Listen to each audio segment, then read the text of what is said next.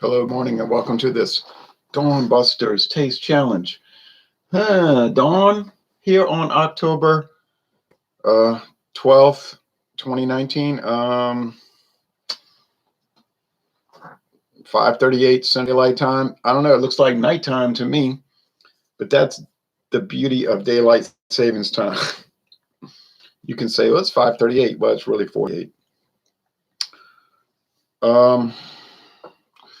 I always harp on that because it always irritates me. We have Lord Calvert Canadian whiskey, a blend of choice, matured whiskeys choice. You say, boy, what does that mean? It means whatever you want it to mean. You say it's the best they can find. And only $10.99 a bottle, amazing. Or maybe it's just that almost every beer, wine, or liquor brand you ever buy, no matter how wretched or cheap, we'll talk about how premier it is, right? Maybe that's got something to do with it. There's the crown, there's the maple leaf, there's that Union flag style thing, flag. Canadian, and this is the old Beam years bottle from the Beam years, the Kessler style bottle, which is still the style for Kessler today. Aged 36 months. Whoa, this was bottled in Illinois. Now, if you get the new Lord Calvert, they got a fancy bottle now, again, like they did in the 1960s. They've had that for 2 years now.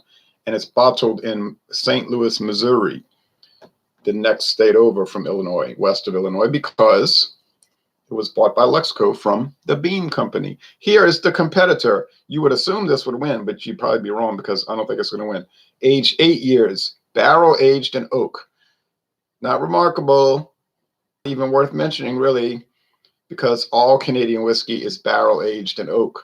But a lot of people maybe don't research it, and they probably don't research it, so they'll buy this and say, oh, oak aged, that's what I want. And it works, so hey, why? No problem. It's imported. Black Velvet Reserve, age 8 years. Now, somebody told me, hey, that bottle is the same as the Golden Wedding whiskey from Canada, same bottle design. Yeah, I think a lot of these brands, even if they're owned by different companies, they're coming. There's only a few, really only a few major distilleries in Canada, and so they might say, well, pick from these bottles, and oh, we want that, and then they'll just make the whiskey, and they'll use this bottle. Use this for Golden Wedding and Black Velvet Reserve, and somebody I think said even more than this. So it's like a basket weave. It's supposed to look like. I think it's a very interesting bottle. This was on sale at Dorgnac's. It was only $10.99. I saw it at Winn-Dixie day before yesterday, and I think it was $16.99. So I got a good price on it. Let's see what they say about it on the website. So this was back when it was imported by Canandaigua Wine Company, Taylor Wine Company, Constellation Brands, but they sold it to Heaven Hill in August of 2019. So it's saying Black Velvet Reserve. They're not showing a mixed strength. They're just showing a whiskey glass with the reserve in there. The medium-bodied spirit delights with a mix of nutty, malty, and spice notes, providing a dry but mellow grain taste on the finish that offers a hint of wood.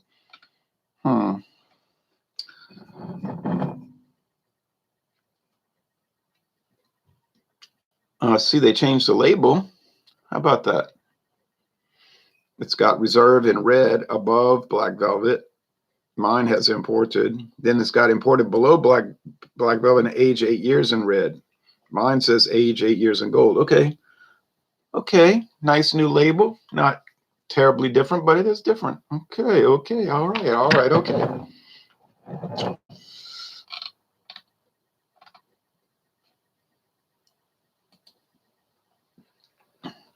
Craig Swenson. Hello, good morning. That was one heck of a fandango last night. I thought it went well. I'm glad you liked it. I hope you liked it. I hope that's what you mean, that it was one heck of a Fandango in the sense that you liked it. Ronnie was getting really frustrated. He told us off air after. He said that was the most frustrating Fandango. I said, why? Because of all the technical problems? He said, yeah, his audio kept going dead, so we couldn't hear him, and people were making noise. I said, I could tell you were getting irritated, but we were having a good time. But boy, when you're dealing with technical stuff, just drive you batty. And so that's the Lord Calvert here. This is the Black Velvet Reserve. I had a lot more success with Mozilla Firefox. I had no technical problems last night.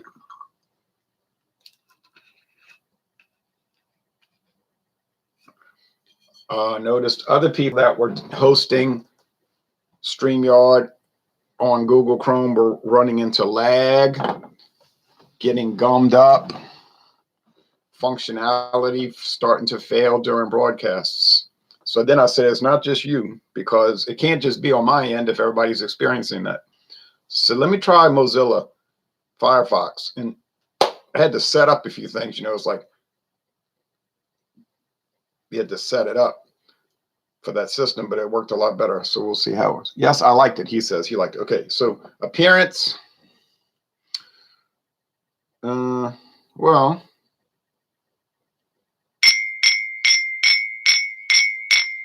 gold and gold, right? That's just straight up gold. Yeah, that's it. No difference in appearance. Gold and gold. Now, did I mix them up yet? See, I'm glad I'm absent-minded, because then I can't cheat. I mean, it would be hard for me to cheat because I don't want to know which is which. I want to guess, right? That's the whole purpose of the taste challenge. Now, would some people cheat? I don't know, maybe. I watch video reviews from people that don't seem too legitimate. I mean, their production values are good, and they get a lot of views and subs, which is fine because I don't chase that, and I'm not jealous of that. I'm not jealous of that. I'm not jealous of that. I'm not. I'm irritated when people brag about, I got 25,000 subscribers, guys, and then but I'm like, yeah, but you paid for them. If you're paying for them, you can pay these services. But they kind of crack down on that, or they claim they were cracking down on it, YouTube.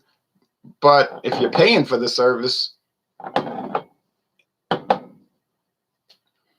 the way you really find out is you look at the views ratio, the ratio of subscribers to views. And I'm not, like I say, I'm not obsessed with it, and I don't even care. But if, let's say, I got 10 subscribers and you have 40. Well, 4 times 10 is 40. So you got 4 times as many. So you should theoretically have 4 times as many views as me. But if you have 4 times the subs, but only 1.5 at the best, 1.5 as many views, that's making me think there's a disparity there. And isn't the whole point of getting a lot of subscribers to get views, right? You want people to watch the video so we can talk about the beer, wine, or liquor. That's my idea. Like it's a community and you talk about it, discuss it. You say, well, some of those guys won't even answer comments. Right, because it ain't about you, the viewer. It's about buying t-shirts, mugs, merch, clicking on Patreon. I say, no way, baby. No way, baby. Now, YouTube has found out that there were hundreds and hundreds, maybe thousands of comments that people never answered. Now, you might say, I got you because you didn't answer. I will answer any comment, not a troll comment like, hey, blankety blank, why don't you go, hurt yourself, those kind of, I'm into my regular comments from normal people trying to discuss things, not, you're not even supposed to humor fools. But if I don't answer your comment, it's because I didn't see it. And some of these do not show up. And I think they had this program they developed where it would go back and show every comment you didn't answer. And I'm going back 4 years now. 2015, I'm finding comments I never answered. So the person that made the comment might be thinking, who does he think he is? He must be too good to answer our comment. No, I never saw it. So now I'm answering it as though they just made the comment. I'm answering these 4-year-old comments as though they just made the comment. Okay? Because there's not much else I can do about it. If somebody asked me, why you waited 4 years to answer my comment? I would say, I didn't see it until yesterday. Because there was a problem. Everybody knew this. There was a problem where it was obvious people were making comments, but they weren't showing up. Right? It's like beer. People say, why don't you try that beer? I said, well, I've never seen it. Right? I can't try a beer I haven't seen. Now, why did I try Black Velvet Reserve whiskey? Well, I saw it at Dornack, so I bought it. See, if I see it, I can buy it. Now, I saw this Lord Calvert one time.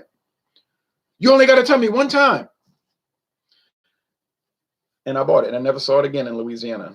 Actually, never seen it anywhere. So one day I'll learn. One day I'll learn. If you see it, buy it because you ain't going to see it again. I'll still do that. Pass stuff up and go back later and it's going on. Let's see if I can get it right on a smell test in these last 10 minutes. Smells very grain. It's just like grain. You say, what kind of grain? Cereal. Cereal. But I'm not being smart aleck. Cereal grains. I know it's mostly corn. I know these Canadian whiskeys are mostly corn. They're like bourbon, mostly corn. Corn. Are there other grains? Oh, yeah, I guess barley, rye, wheat. You say, so these are multigrain drinks. Right. It smells kind of like Black Velvet because to me, the Black Velvet was like plain grain with no flavorings added that I could tell. Like, you know, the Canadian whiskeys can have the wine, usually brew like sherry wine. They can have the wine and the rum and the brandy and the bourbon added up to 9.09%. And actually can be higher than that. If you read the rules carefully, that's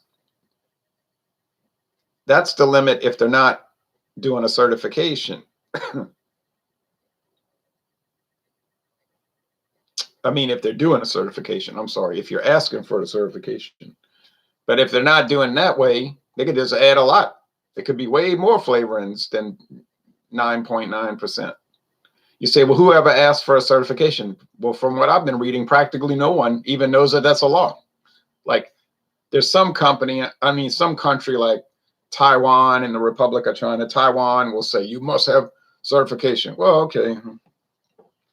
So the whole point is you can ask the distiller, my name is MEXX Importing Exporting Company. I demand a certification of that this has no more than 9.09% of flavorings in this whiskey. And then they'll send you a certificate. We certify by the Queen's own crown power of the Dominion of Canada that this Canadian blended whiskey has no more than 9.09% of flavorings.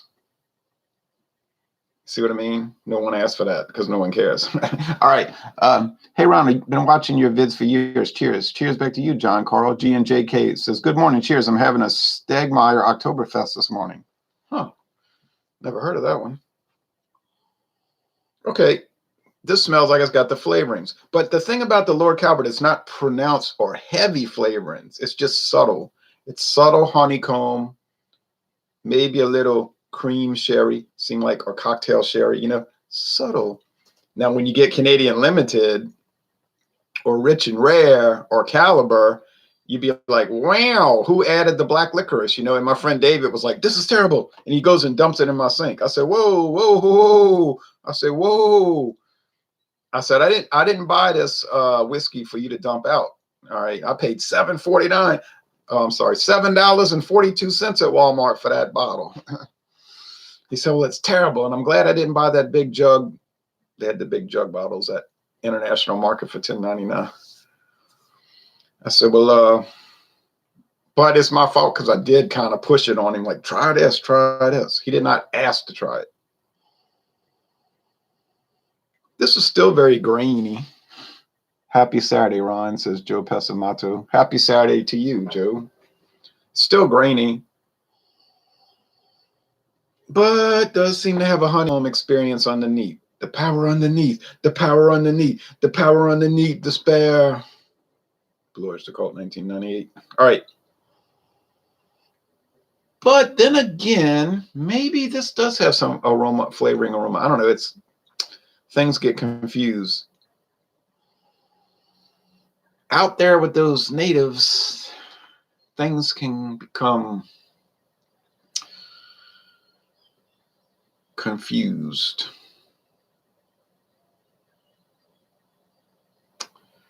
And there is a temptation to be God.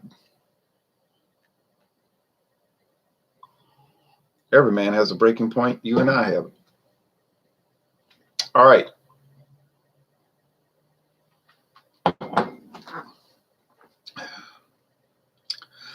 Oh, yeah. Oh, Black Velvet, you've got that stark. I'm telling you, it's the same as the other one. It's like a stark, very bite-oriented product. It's so funny to read their marketing. It's like, it's so smooth. It's smooth as velvet. And I would say, boy, if I was writing the marketing for that company, I'd be like, it's smooth as sandpaper. Oh, you could pour this Black Velvet on a tabletop and start rubbing it with a cloth. I think it would take all the varnish off. I got scratched by you. I can't. Ooh. Wow. You say, but that's my favorite whiskey, fool. Don't make fun of Black Velvet Reserve. That's my favorite. I'm sorry if it's your favorite whiskey. And if it is your favorite and you like it, then you should keep drinking it. And in fact, if you think my assessment is wrong, remember the old bargain I've been running for years. You can come on the Hangout, take over for 30 minutes, and you got it. You know, just watch your language and your antics and make your counter argument. You got it, uninterrupted 30 minutes. Got to have your real face showing. Can't use an alias. Got to be a real guy, a real man. Now, will I provide a rebuttal? Oh, yes. Unless I agree with what you're saying, then I'll come on and say, 100% agree with that. I was wrong. He's right. And I repent. I retract everything. I haven't had any offers yet for this. But it's a standing offer. Yeah. I didn't go. I didn't get the frisson. I didn't get the willies. I didn't go. Now, I'm not going to sit here and say this is real, real smooth. It's so fabulous and great. But it's okay, you know. Lord Calvert is okay. Omar's okay. Okay. So, you got any money? All right, now, you got any stuff?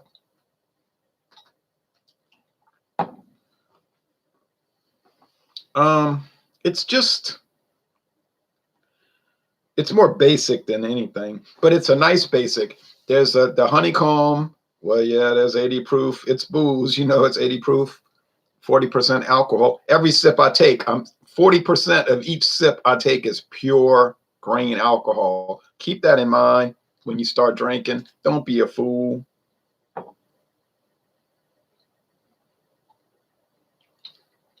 Have I been a fool before and not thought about what I was doing? Yes. But almost every time it was unintentional. It wasn't like planned out, like, I'm going to do this. It was sort of like losing track and not being cognizant. And so I try to be much more careful now of that.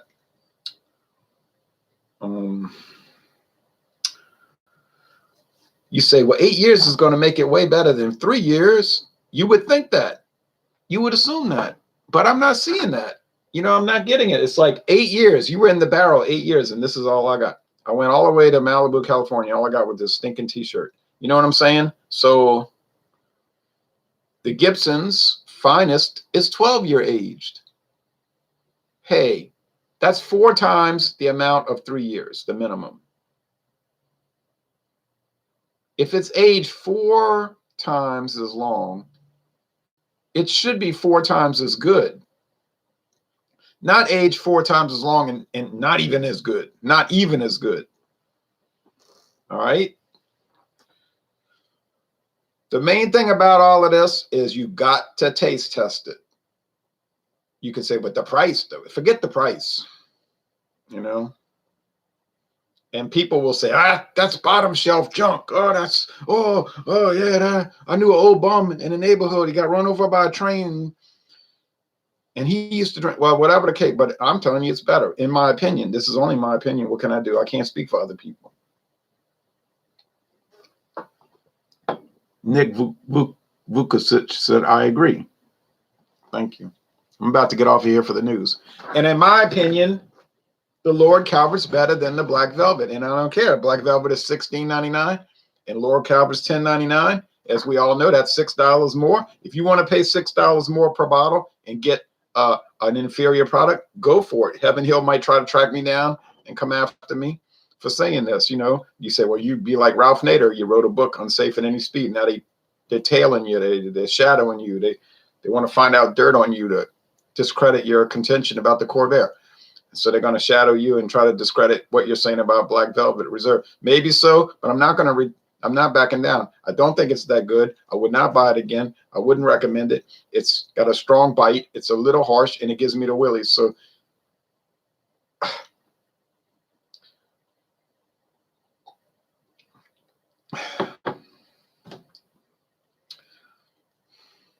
So that's that. Now,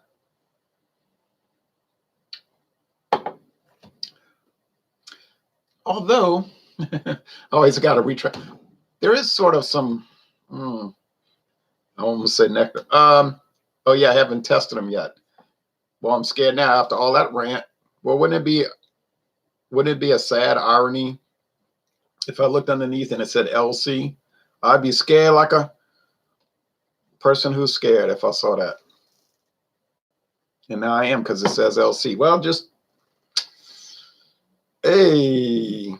disregard everything I just said. But it was blind, and you said, let's see, how can I wiggle out of this? Oh yeah, what's a $6 difference? $6 more, and I couldn't tell the difference. Cost you $6 more, and I couldn't tell a damn difference. Although I did pay the same price because I got it on sale. I couldn't tell the difference. I couldn't tell the difference.